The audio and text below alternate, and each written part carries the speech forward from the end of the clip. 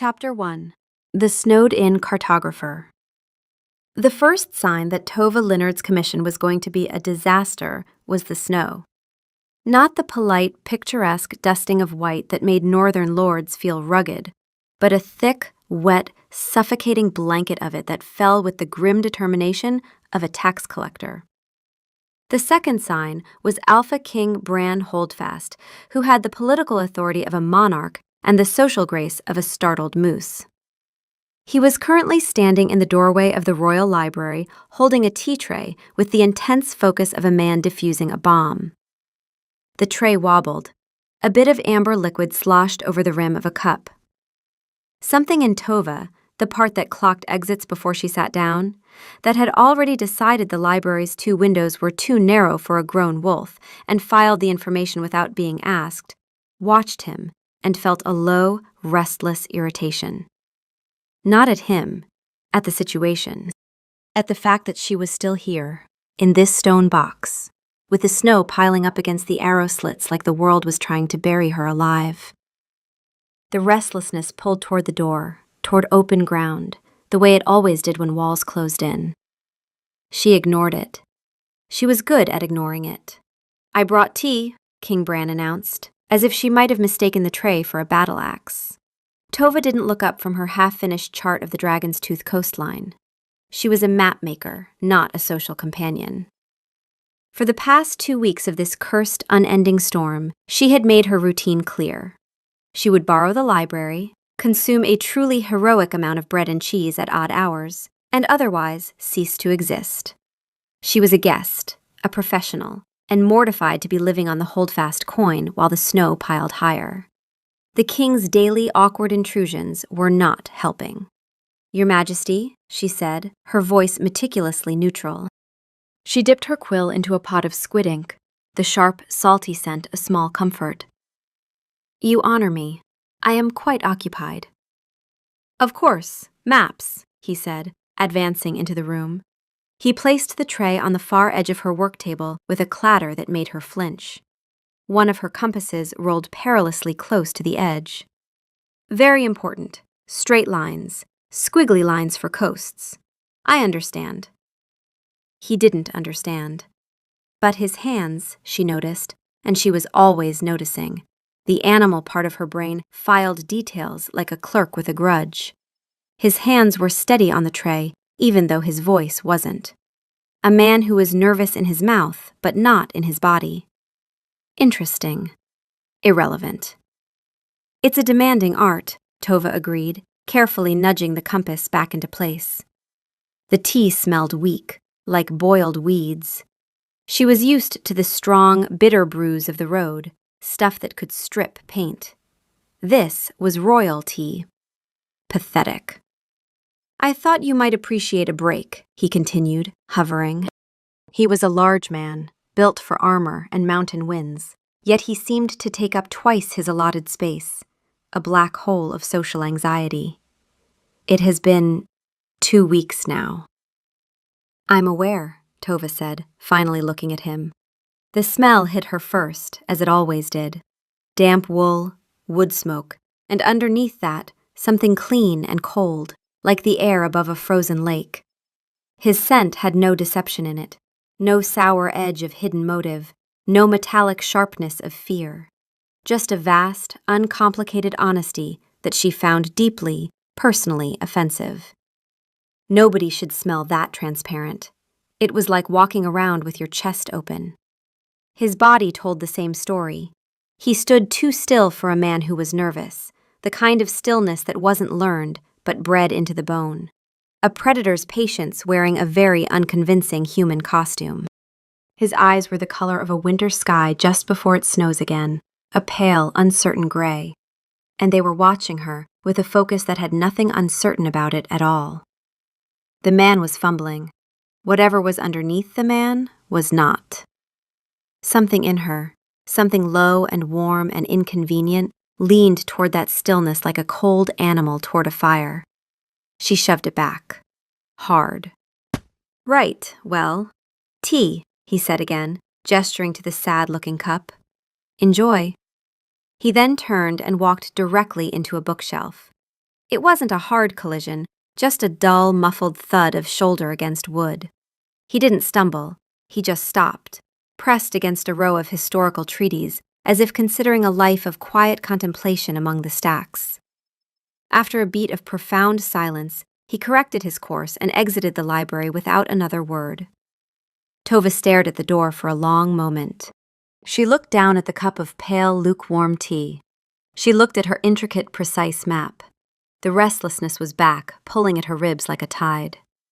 The library had 2 doors, 3 windows too narrow to climb through, and a king who smelled like an open sky and walked into furniture. She was trapped. She picked up the cup. The tea was absolutely appalling. She drank it anyway, because it was a gift from a king, and because the alternative was thinking about the fact that she was snowed in, hundreds of miles from the open road, with a man whose body went predator still every time she was in the room, while his mouth forgot how sentences worked. The days settled into a strange, uncomfortable rhythm. Morning. Tova would rise, fetch her bread and cheese from a sympathetic kitchen maid, and retreat to the library before the castle was fully awake. Afternoon. King Bran would appear with tea. Evening. Tova would work until her eyes burned, the silence of the great stone keep pressing in on her. The snow never stopped. It was week 3, and the world outside the arrow-slit windows had been erased, replaced by a swirling vortex of white. The tea, to its credit, was improving. Yesterday's had been a robust black blend with hints of smoke and dried berry. Today's smelled of cinnamon and orange peel. Bran set the tray down with practiced care, his movements less like a man handling live explosives and more like someone who had received intensive off-screen tutoring. "This is the Sunken Treasure blend," he said, by way of greeting. "From the Southern Isles. My grandmother insisted it could cure melancholy." "I'm not melancholy, Your Majesty. I'm working," Tova said, but there was less bite in it today. Sunken Treasure was a rare varietal. She'd had it once, in a portside inn 3 years ago, and thought about it more often than was dignified. The fact that he'd somehow landed on it felt less like coincidence and more like a siege, patient, well-supplied, and showing no signs of stopping. "Of course," he said, not leaving. He peered at her newest map, a detailed rendering of the Broken Isles. "You have the currents wrong here." Tova bristled. "I assure you I do not." "You do," he said, his voice quiet but firm. He leaned closer, his shadow falling over her work. His scent shifted. The cold lake honesty was still there, but now something warmer underneath it pushed forward. Not desire. Focus. The smell of a man who knew exactly what he was looking at. The winter tide pulls east here, not southeast. It's a local quirk. It's why so many ships wreck on those rocks. They follow the old charts. He tapped a finger on the parchment, his nail tracing a new, corrected path for the current. His touch was light. The restlessness in Tova went quiet. Not calm, quiet. The way a forest goes quiet when something large moves through it. Every part of her that was always scanning, always tracking the nearest open ground, went still and pointed at the place where his finger touched her map. The sudden absence of that constant, low-grade pull toward the door was more jarring than a shout. Her breath hitched. Bran pulled his hand back as if burned. "My apologies. I shouldn't interfere." "No," Tova said, her voice strained. "It's useful information." She felt strangely exposed, as if a vital piece of her armor had just vanished. She hated it. She hated him for causing it.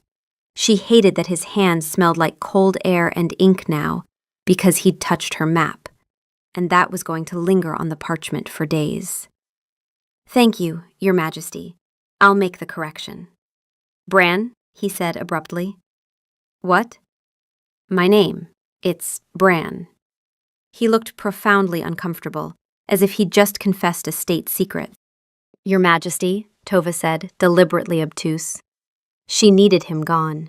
She needed the restlessness to come back, the familiar pull toward the door, the compass needle swinging toward open ground. Anything but this awful, ringing stillness. A flicker of disappointment crossed his face, so quick she might have imagined it. "Of course. Enjoy the tea." He retreated, managing to avoid any furniture on his way out. The moment the heavy oak door clicked shut, the restlessness returned. But wrong. It didn't pull toward the door. It pulled toward the door he'd just walked through. Toward him. Oh, no you don't, Tova thought, and the thought had teeth in it, sharp and animal and furious at herself. We are not doing this. We are leaving the moment the snow clears. We are not a person who stays. She took a sip of the ridiculously expensive, absurdly delicious tea and tried to ignore the warmth spreading through her chest. It was the tea, she told herself. Just the tea. But the place on the map where his finger had been seemed to glow faintly in her peripheral vision, a fixed point she couldn't stop orbiting. Chapter 2. The Museum of a Broken Heart. It was the humming that gave her an excuse, a low off-key thrumming that seemed to emanate from the very stones of the castle. She'd noticed it before, a faint vibration under her feet, but had dismissed it as the wind. Now, desperate for a problem to solve that wasn't her own looming emotional crisis, she followed it. It led her out of the library and down a corridor she hadn't explored, toward the older west wing of the hold.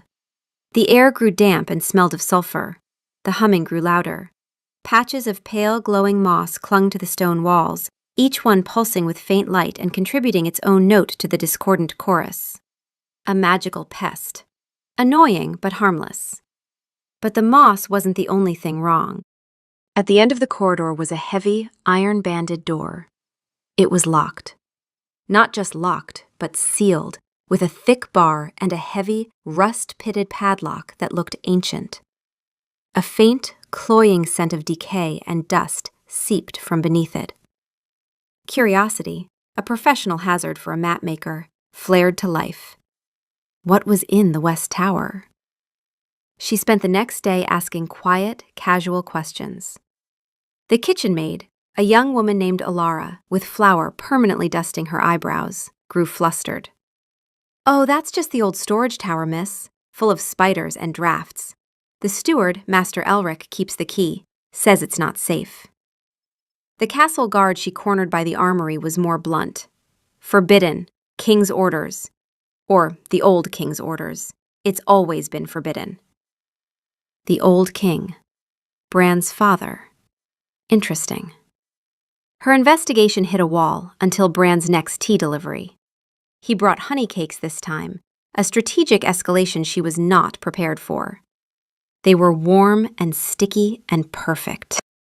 "You've been exploring," he said. It wasn't a question. "The humming was distracting me," Tova said, not meeting his eye. She took a bite of a honey cake to avoid speaking further. It was divine, a crime against productivity. "The glow moss," he sighed, "a constant battle. My father thought it was charming. I think it sounds like a choir of dying bees." He paused, setting the tray down. "You were looking at the West Tower." Tova's defenses went up. "I was mapping the castle's interior, for my own reference." It was a weak lie, and they both knew it. Instead of admonishing her, he leaned against the table, his hip brushing against a stack of her reference books. "What did you find?" he asked, his voice low and conspiratorial. She was so surprised by the question that she told him the truth. "A locked door, a story about spiders from the kitchen staff, and a warning from a guard, and a steward who holds the only key." Bran was silent for a moment, his gaze distant. "Master Elric. He served my father for 40 years. He practically runs this castle. He says the tower is structurally unsound." "The stonework on the corridor leading to it is some of the finest in the keep," Tova countered. "There are no cracks, no signs of settling. He's lying." A strange light entered Bran's eyes, a spark of interest that had nothing to do with tea or politeness. It was the look of a king who had been mired in trade disputes and tax collection for too long and had just been handed a proper puzzle. Why would he lie?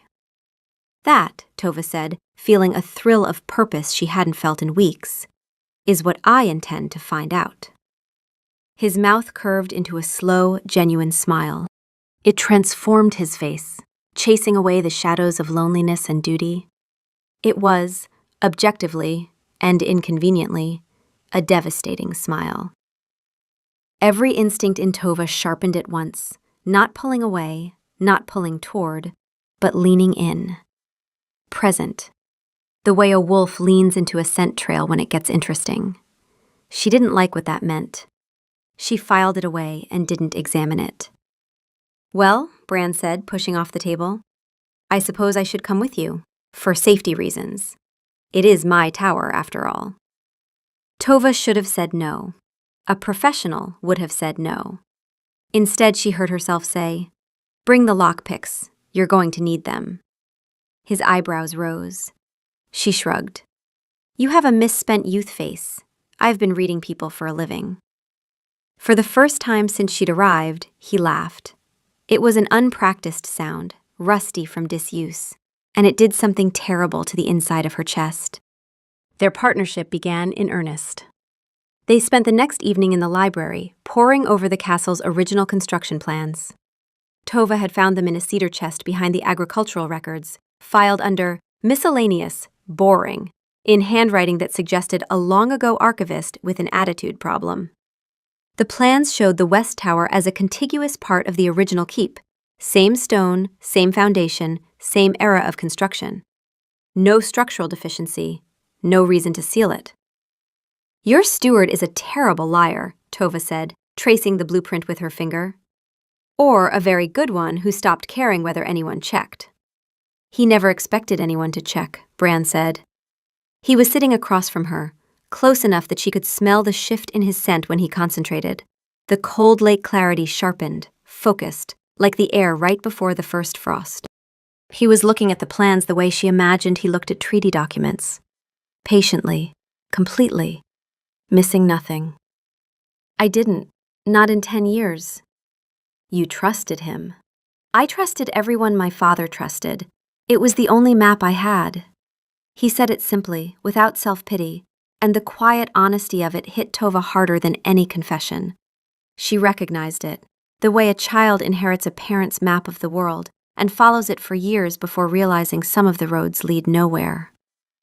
They met by the West Tower door the following night, the castle quiet around them, the only sounds the distant howl of the wind and the infuriating hum of the glow moss. Bran knelt by the old padlock, a set of lockpicks produced from a worn leather roll. "My father taught me these," he whispered. "He said a king should know how to open any door in his own keep, and also how to get out of any cell." He worked with surprising delicacy, his large hands nimble. He was a complicated man. Tova kept watch, her senses on high alert. She could smell the sulphurous edge of the hot springs below, the dust behind the door, and Bran, always Bran now. His cold air scent as familiar as her own heartbeat, and just as impossible to ignore. She listened to the tiny clicks and scrapes of the lockpicks. Complicated how? He saw loyalty as a currency. He made promises he didn't always write down. A final click echoed in the corridor. The padlock sprang open. Bran looked up at her, his face shadowed. He was a great king, but not always a good man. I've spent the last 10 years trying to be both. It was the most he'd ever said about himself. Something in Tova, the part that was always honest, always inconveniently direct, recognized the shape of that confession. She knew what it was to be shaped by the failures of a parent. Her mother had been a wanderer too, and what she'd left behind was a daughter who built her entire life around never being the one who got left. "For what it's worth," Tova said, surprising herself, "you're doing a decent job at both. The tea selection alone suggests a man of considerable moral character." He looked up at her, startled, and then something in his face softened. Not the kingly mask or the awkward fumbling, but something underneath both, warm and unguarded and real. "That," he said, "is the nicest thing anyone has said to me in approximately 3 years." "Don't get used to it," she said, but there was no edge in it, and they both knew it. They eased the heavy bar from its brackets and pulled the door open. A wave of stale, musty air rolled out, thick with the scent of dust, dried herbs, and something sweet and cloying, like rotting fruit. Bran produced a small lantern, and its golden light pushed back the oppressive darkness. The room was circular, the stone walls rising up into blackness. It wasn't full of spiders and drafts. It was full of things. Piles and piles of things, stacked in neat, obsessive order. There were bolts of wool and silk, their colors still vibrant under a layer of dust. There were barrels stacked 3 high, the crest of the Sunslope vineyards clearly visible on their sides. There were crates of smoked salmon, wheels of cheese sealed in wax, and chests overflowing with silver trinkets and jewelry. It was a hoard. A dragon's hoard of pack tribute, stretching back years, decades even. "By the moon," Bran breathed, his voice tight with disbelief. He picked up a small, intricately carved wooden bird from the top of a chest. "I remember this, from the Woodcarvers Guild, a gift for my 5th birthday. It went missing." Tova moved deeper into the room, her boots crunching on dried lavender and cedar chips, a futile attempt to ward off moths and mice. She ran a hand along a stack of hand-loomed blankets. They were of the finest quality. "This is years of tribute, the best of it, skimmed off the top before it ever reached the castle ledgers." "Elric," Bran said, his voice flat and hard. The king was gone, replaced by the Alpha whose pack had been robbed. They found the ledgers in a locked iron box behind a stack of fur pelts. Tova's lockpicks, she had her own set, because a mapmaker who couldn't open a locked survey shed wasn't much of a mapmaker, made short work of it. Inside were 2 sets of books. One, the official record, showing modest, acceptable returns. The other, a private, meticulous shadow ledger, recorded everything in this room. Tova scanned the dates. The first entry was 15 years old. 15 years, Bran whispered, tracing a line in the dust on a barrel of berry wine. "He's been stealing from my pack, from my father, from me, for 15 years. But it didn't feel like simple greed. The organization, the sheer, painstaking effort of it all, it felt like something else, something sadder. Tova spotted a small, worn wooden chest tucked away in a corner, different from the others. She moved toward it at the same moment Bran did, and in the narrow gap between a stack of pelts and a barrel of wine, they collided. Not hard, just enough. His chest against her shoulder, his hand catching her elbow to steady her, the lantern swinging wildly and throwing their shadows huge and tangled against the curved stone wall. For a count of 3 heartbeats, she counted, because counting was what she did when her brain needed a leash. They were pressed together in the amber half-dark, his hand warm through her sleeve, his breath stirring the hair at her temple. He smelled like cold air and dust, and something underneath that was just him, just skin, and it made every nerve in her body light up like the glow moss on the walls outside. Neither of them moved. The lantern steadied, the shadows settled. His hand was still on her elbow, his thumb resting against the inside of her arm where the skin was thin and the pulse was close to the surface. And she knew, with the absolute certainty of a woman who had spent her life reading terrain, that he could feel her heartbeat through his thumb, that he knew exactly what it was doing. He let go first. Carefully, the way you set down something you're afraid of breaking. He stepped back and gestured toward the chest with a steadiness that cost him. She could smell the effort, a faint sharpness at the edge of his scent, like a held breath. "After you," he said, his voice rougher than it had been a moment ago. She knelt and opened it. Inside there were no riches, just a collection of old, yellowed parchments, a child's drawing of a wolf, and a single, tarnished silver medallion bearing the mark of the Beta. Laid on top was a folded, heavily creased letter. "What is it?" Bran asked, coming to stand behind her. Tova read the elegant, looping script aloud. "Elric, my friend, your loyalty is the bedrock of this hold. When the time comes, you will stand at my son's side as you have stood at mine. The pack needs your wisdom. You will be his Beta. It is my promise."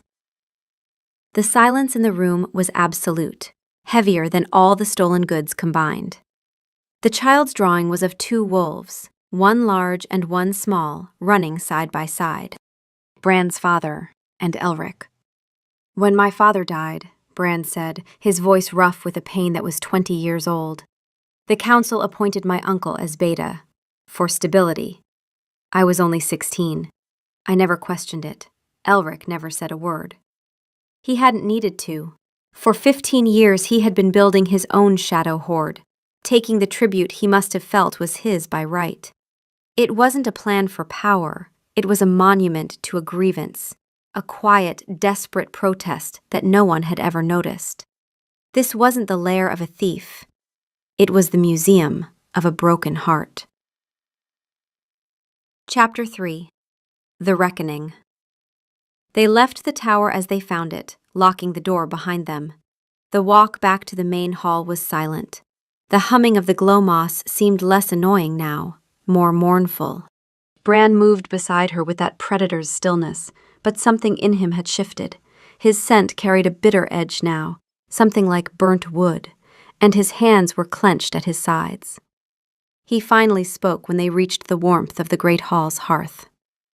All this time he served me, advised me, managed my household. Every day he's looked me in the eye, knowing what he was doing. He was hurting, Tova said quietly.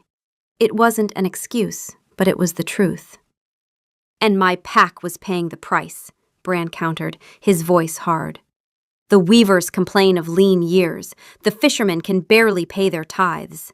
I thought it was the harsh winters.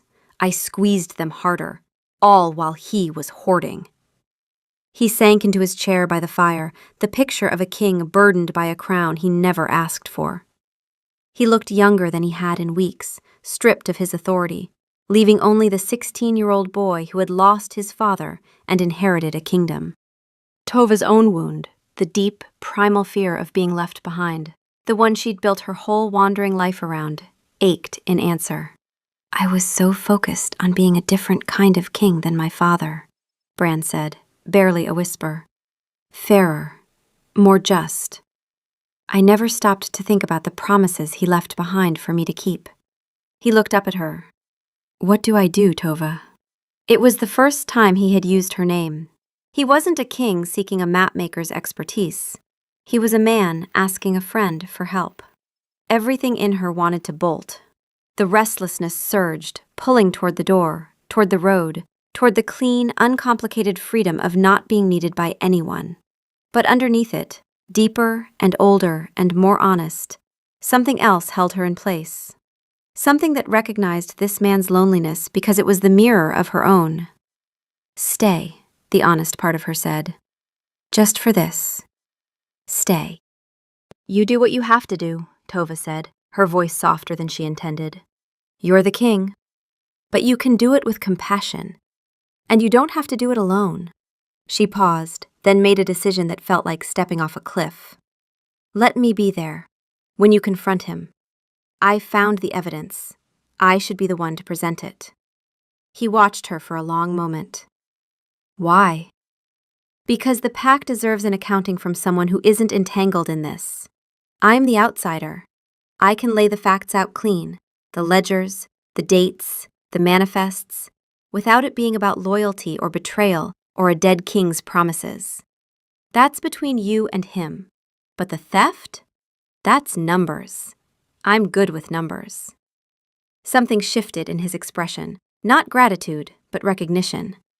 The look of a man who had been carrying something alone for so long, he'd forgotten there was any other way. My Beta, my Uncle Finn, he's a good man, Bran said. He's tired. He's been trying to retire for 5 years. I wouldn't let him. I told him I needed him. He let out a harsh, humorless laugh. I was afraid to rule alone. The confession hung in the air, raw and honest. It was the truth behind the awkward tea and the fumbling conversation. Tova felt her carefully constructed walls, the ones that had kept her safe on the road for 6 long years, crack. Not crumble, crack. A hairline fracture she could still pretend wasn't there. You're not alone, she heard herself say. The words felt foreign in her mouth, and terrifying, and true. She couldn't sleep that night. She lay in her narrow guest bed and stared at the stone ceiling and tried to sort what she was feeling into categories that made sense. It didn't work. Feelings, she was learning, were not a coastline. They didn't hold still long enough to chart. Sometime before dawn, she gave up and went to find more candles for the accounting work. The corridor outside the great hall was supposed to be empty at this hour, but she heard voices. Bran's, low and steady, and another, higher and angrier. She stopped in the shadow of a pillar, not intending to eavesdrop, but not intending to leave either. Through the half-open door, she could see him. He was sitting across from a weathered, red-faced man she recognized as one of the Fishermen's Guild representatives, a man named Gar, who had been stranded at the hold by the same storm that trapped her. Gar was furious. His hands were shaking, his voice cracking as he laid out his complaint. The fishing quotas were strangling the coastal villages. His daughter's family couldn't make their tithes, and 3 boats had been lost to the winter tides on the very rocks Bran had corrected on Tova's map. Bran listened. Not the performative listening of a politician waiting for his turn to speak, but the deep, absorptive listening of a man who was actually taking in what was being said. His body was still, that predator stillness, but it wasn't the social paralysis she'd seen in the library. It was focus. Complete, undivided, and aimed entirely at the man in front of him. When Gar finished, his anger spent, Bran spoke. He didn't offer platitudes. He didn't promise things he couldn't deliver. He asked 3 questions, specific, precise questions about the tidal patterns, the boat construction, and the location of the wrecks. And then he said, "The quotas were set based on old charts that had the currents wrong. I know this now. I'll have them redrawn before the spring fleet launches. And the 3 lost boats will be replaced from the Crown's timber stores, not the Guild's." Gar stared at him. Just like that?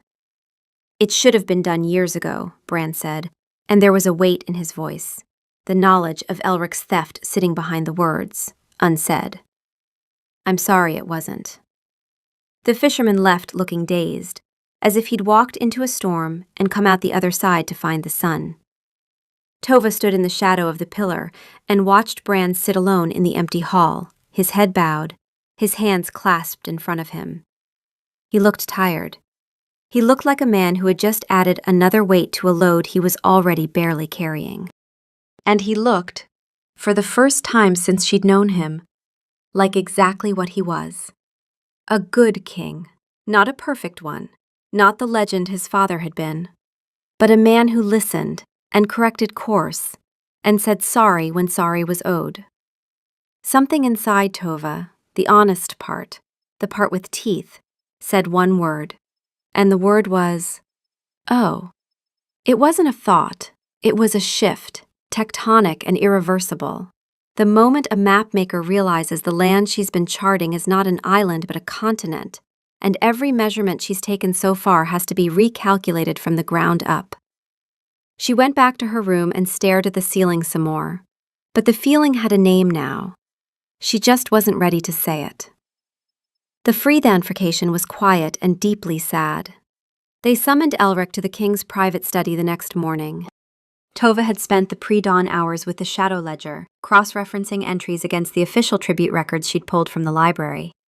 She'd prepared a single sheet of parchment, a summary, clean and precise, the way she'd chart a disputed coastline. No emotion, just the map of what had been taken.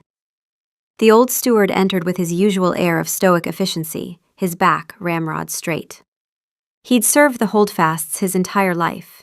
He stopped when he saw Tova at the table, the ledgers spread before her. Bran didn't accuse. He simply placed the old, tarnished beta medallion on the polished surface of his desk, next to his father's letter. "I found this," he said, his voice level, "and I am sorry. It was a promise I didn't know I was meant to keep." A crack appeared in Elric's composure, his eyes fixed on the medallion. His throat worked, but no sound came out. Tova spoke into the silence, her voice professional and steady. "The Shadow Ledger begins 15 years ago, the year after King Aldric died. I've cross-referenced it against the official manifests. In total, it accounts for approximately 12,000 marks in diverted tribute, Wool, wine, silver, foodstuffs. The discrepancies were distributed across enough line items to avoid detection in any single audit. She looked at him directly. It was meticulous work. Elric's gaze flickered to her, and something dangerous moved behind his eyes. You, an outsider, a half-breed wanderer who's been here all of 5 weeks, and you presume to audit 40 years of my service? I presume to read a ledger, Tova said, and there was iron in her voice now, the part of her that never backed down from anything. The numbers are the numbers. They don't care how long anyone has served. He promised me, Elric whispered, turning back to Bran, his composure crumbling. I held him in my arms as he died. He made me swear I would look after you. And then the council passed me over. For your uncle, for a man who spent his youth gambling in the South? You said nothing. I was a boy, Bran said, his own pain evident. I didn't know. You were the king, Elric shot back. You never saw me. You looked right through me. A piece of furniture. A function. His gaze swung back to Tova, and what came next was aimed to wound. And she'll leave you too, you know. The moment the snow's clear, look at her. She's already planning the route. They always do. The words landed like a blade between Tova's ribs. Not because they were cruel, but because they were observant. She had been planning the route. She'd mapped 3 different options in her head just that morning, a reflex so deeply ingrained she barely noticed it anymore. But she didn't flinch. She met Elric's eyes and said nothing, because nothing she could say would make him wrong about her, and she wasn't going to pretend otherwise. Bran stood. His scent had gone cold, not the clean cold of a frozen lake, but the flat, mineral cold of deep stone. When he spoke, his voice was steady with a grief that was larger than anger. The tribute will be returned to the pack stores, every last piece. You will be given a small cottage on the coast, with a pension sufficient for your needs. You will live out your days there, and you will not return to this hold. This is my judgment. It was exile, but a merciful one. Elric seemed to shrink, the fight going out of him. He gave a single, stiff nod, turned, and walked out of the study without another word, leaving the medallion and the letter on the desk behind him. Chapter 4. That's Why I Leave.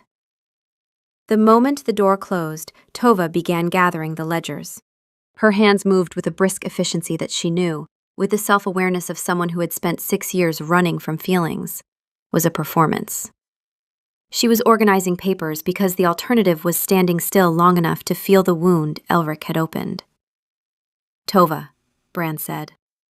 I'll have the full accounting ready by tomorrow, she said, not looking up. You'll want a proper manifest for the repatriation of the tribute. I can draft one. Tova. The wool should go to the Weavers' Guild first. It's the most immediately useful, and the guild was the most affected by... He was wrong. She stopped. Her hands were shaking. She gripped the edge of the table until they stopped. Was he? She asked, the question sharp with a pain she rarely let herself feel. I've been on the road for 6 years, Your Majesty. I haven't stayed in one place for more than a few months. He read my map perfectly. He read who you've been, Bran said quietly, not who you are. It was such a simple thing to say. It shouldn't have mattered, but it cracked something open in her that she had spent years sealing shut, and the thing that came rushing through the crack was a grief so old she'd forgotten its name.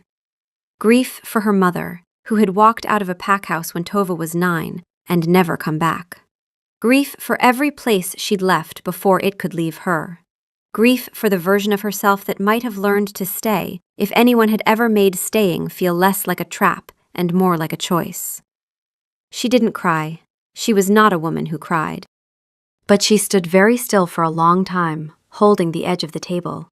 And Bran stood on the other side of the room and didn't close the distance, because he understood, with an instinct that had nothing to do with words, that the kindest thing he could do right now was let her have her space. I think I'll make some tea, she said finally, the offer feeling clumsy and inadequate. She found a simple, common blend of herbs in the kitchens, the kind of tea you could buy in any market town. She prepared it with steadier hands than she'd expected. When she brought it back, he was standing by the window, watching the snow, which had, for the first time in nearly 6 weeks, finally stopped falling. She set the cup on the table between them. He looked at it, and then at her, and something in his expression, a quiet, startled gratitude, made the crack in her walls widen another fraction. It wasn't sunken treasure. It wasn't rare or expensive, or a cure for melancholy. It was just tea, made by a woman who didn't know how to say what she meant and was trying to say it anyway. They sat together for a long time after that, on opposite sides of the table, drinking common tea in silence. The fire crackled, the glow moss hummed faintly in the west corridor, carrying on with its tuneless business as if nothing had changed. Everything had changed. He drew that picture when he was a child, Bran said, after a while. He was looking at the fire, not at her. Elric, the 2 wolves. He must have kept it all these years. Tova nodded.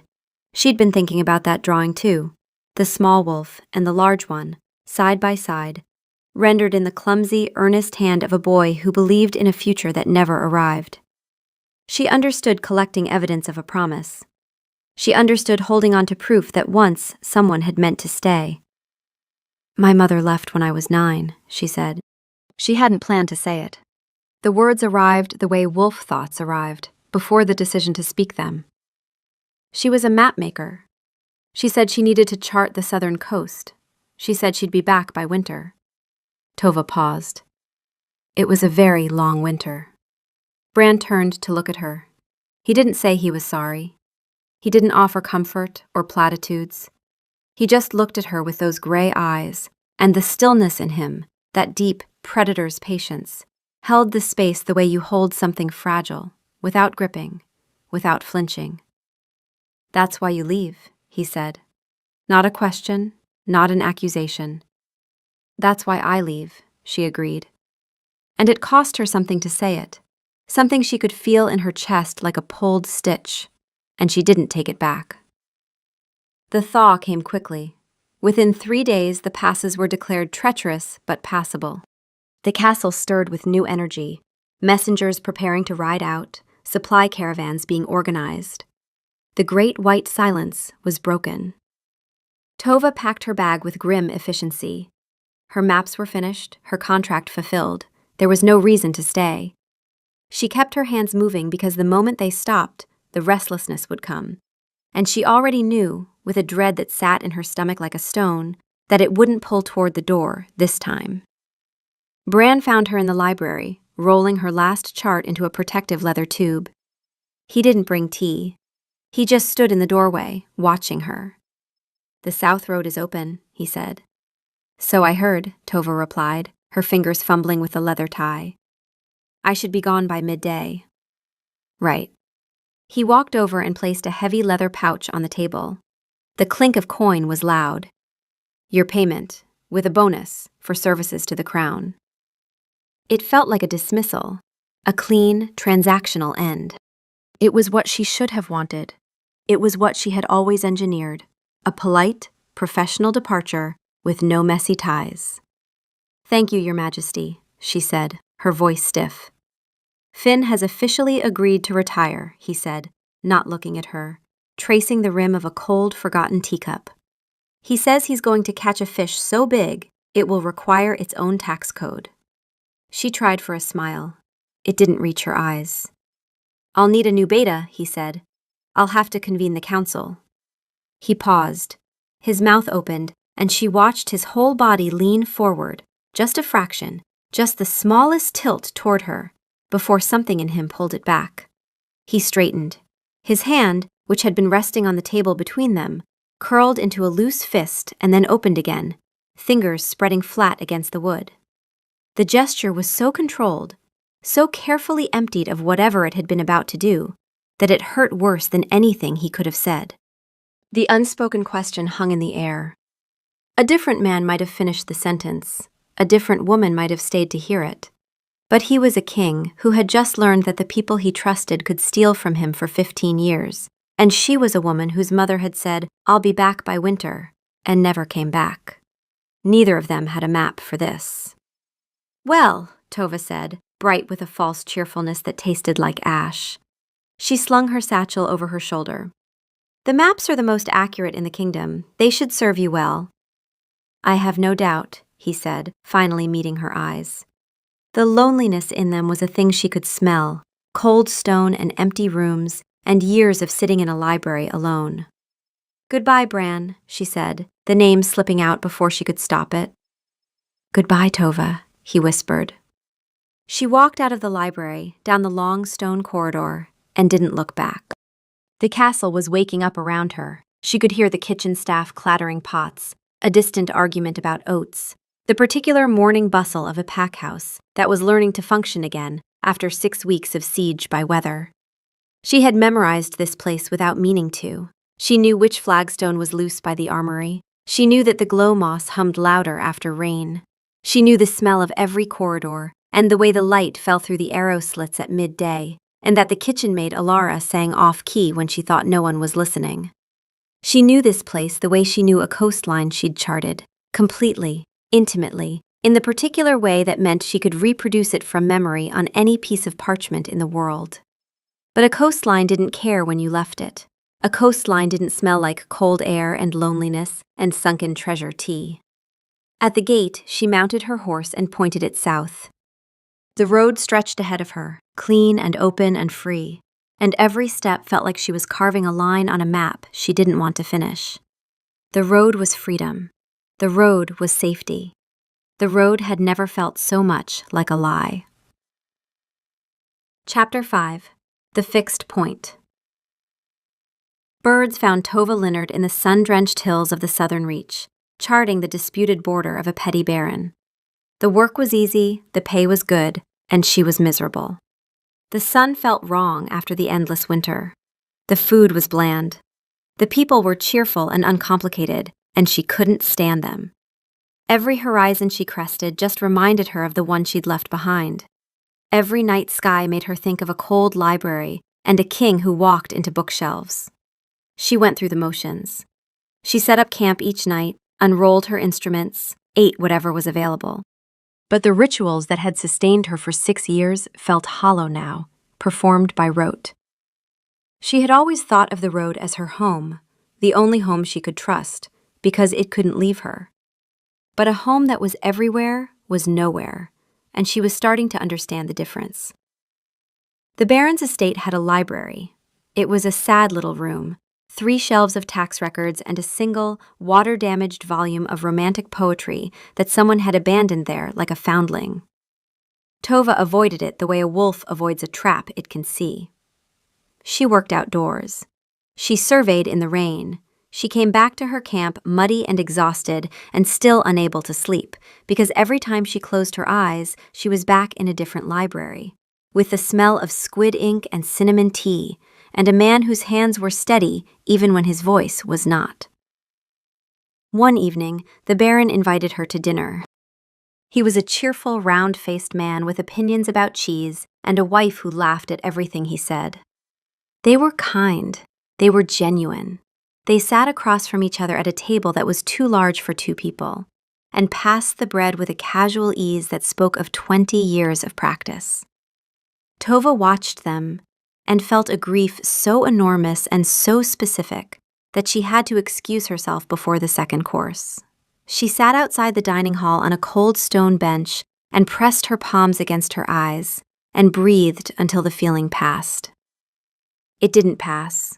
It just changed shape, from a sharp thing to a dull one, and settled into her chest like a stone she was going to have to carry for the rest of her life, or put down. Those were the only 2 options: carry it or put it down. There was no third door.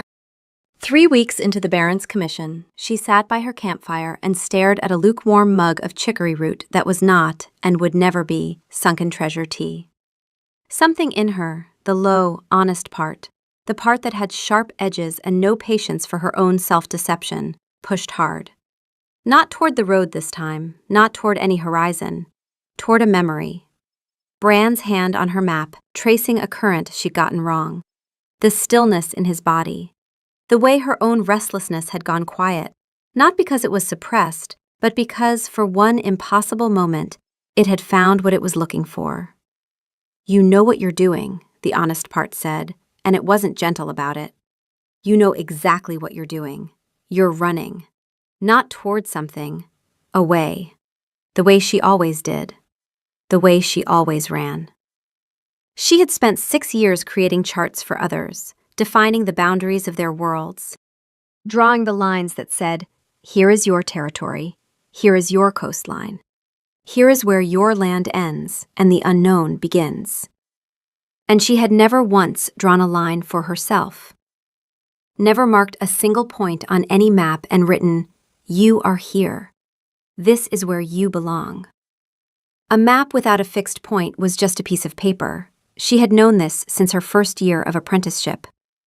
She had built her entire career on the principle, and she had spent her entire life ignoring it. The chicory root tea had gone cold in her hands. She poured it out onto the ground and watched it disappear into the dirt. The next morning, she packed her bag, left the bewildered Baron with a half-finished map and a promise to return. A promise she knew she would keep, because she was done being a person who didn't, and turned her horse north. It took 2 weeks of hard riding to reach the familiar gray peaks of the Holdfast realm. 2 weeks of bad road and worse inns, and her own thoughts for company, which was the worst part, because her thoughts had opinions, and they were not subtle about them. But the ride gave her something she hadn't expected: clarity.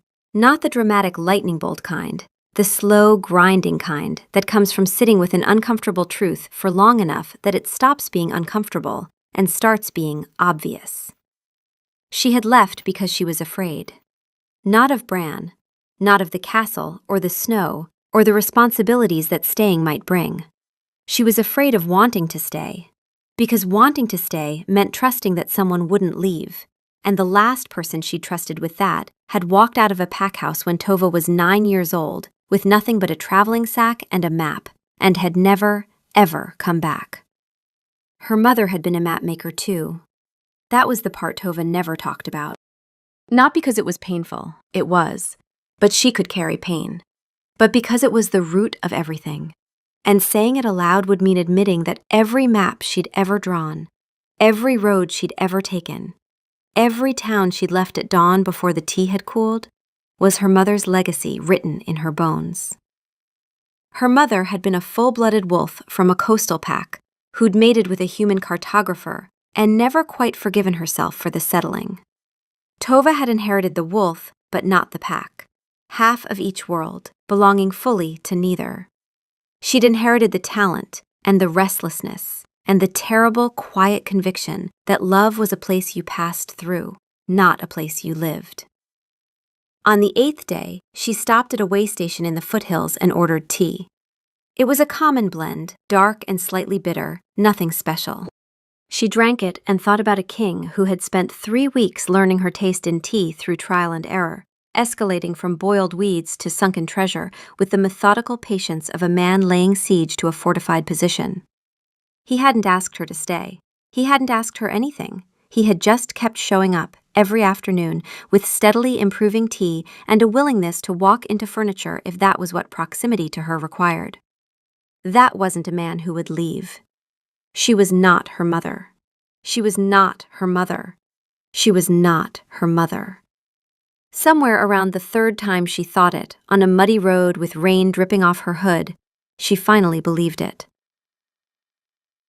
The snow was gone when she arrived, replaced by a riot of green. The air was clean and crisp and smelled like home, a word she used deliberately, testing its weight, finding it bearable. Finding it, actually, exactly right. She didn't announce herself. She walked into the keep as if she'd only been gone for an afternoon. The guards at the gate stared, then broke into wide, welcoming smiles. She could smell the pack house, wood smoke and bread and bodies and warmth, the complex, layered scent of a place where people belonged to each other, and her chest ached with something that wasn't grief anymore. It was hunger. the straightforward animal hunger of a wolf who has been away from the pack too long and can finally hear the frequency again. She found Bran not in the throne room or his study, but in the library. He was sitting at her old work table, a blank piece of parchment in front of him, a cold, untouched cup of tea beside him. The tea smelled like sunken treasure. He was drinking it alone. He looked up as she entered, and the breath went out of him. He looked tired, thinner, and his scent, she read it instantly, the way she read coastlines and currents, flooded with something raw and enormous that he didn't try to hide. Relief, disbelief, a joy so sharp it smelled almost like pain. His body went completely, perfectly still. That predator's stillness she'd noticed the very first day, but different now because she understood it. Not waiting, not hunting, holding himself in place so he didn't cross the room in 2 strides and frighten her away. The stillness of a man who had learned, the hard way, that the things he wanted most were the things most likely to leave. Tova walked to the table and placed her hands flat on its surface. She looked at him, the king of this land, the man who had seen the wanderer in her and hadn't tried to cage her. "I came back," she said simply. "I see that," he said, his voice hoarse. "My maps," she said, her heart hammering. "They're missing something. I've checked every chart I've ever drawn and they all have the same problem." She took a breath. "No fixed point. No, you are here. I've been drawing other people's boundaries my whole life, and I never drew one of my own." He stood slowly, carefully, like a man approaching something wild that he didn't want to startle. "I'm not going to run," Tova said, and it was the hardest sentence she had ever spoken. Because it was a promise, and promises were the things that people broke. "I'm terrified that I'm going to want to, but I'm not going to. I'm choosing to be here. I'm choosing this." He closed the distance between them, not in 2 long strides, slowly, giving her every chance to bolt, reading her the way she read him, with that animal attention to the smallest shift. When he was close enough to touch, he stopped. "I am the fixed point," he said, his voice low and rough. "If you'll have me.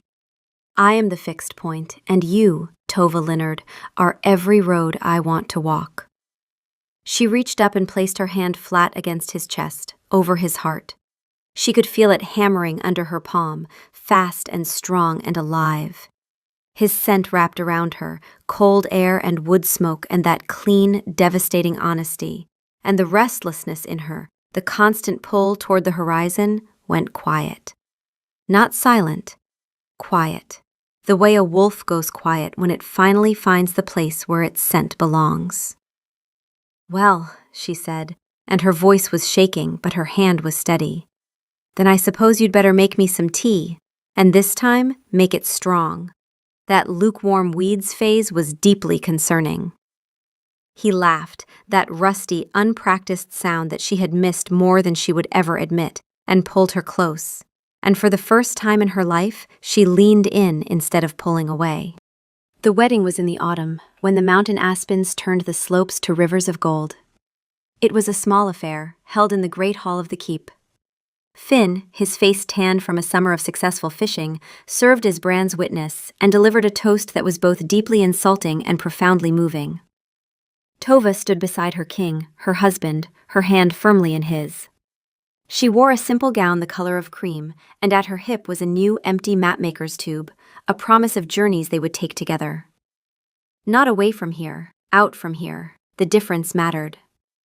She could smell the whole pack in the hall, wool and bread and warmth and the particular earthy scent of wolves who were happy, which smelled, she had learned, like sun-warmed grass.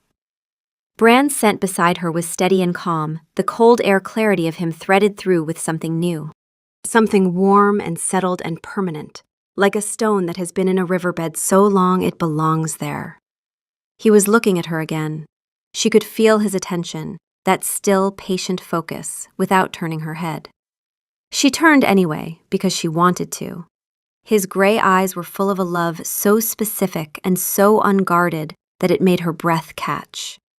Not the grand, dramatic love of ballads.